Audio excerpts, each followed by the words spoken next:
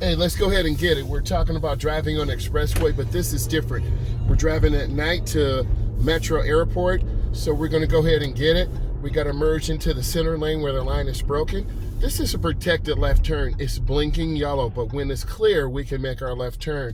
These dotted lines will help you, so you really got to be careful because people go down the wrong ramp. So I'm turning smoothly, going in nice and easy.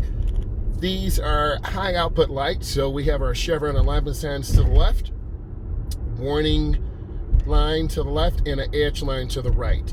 When you're tired at night, you could easily roll your car into the ditch. I've never been in, but I've been in, but not like this off the cloverleaf. So then we're on the acceleration lane, so you're gonna hear the motor pick up. And then I accelerate out to the first lane. That's a pretty good merge. And then because I'm going to Metro Airport, I'm just gonna go ahead and set the cruise at 70 and ride it out. So hopefully this brought you some value and you learned something about merging. I'm a state certified instructor and this brought you value.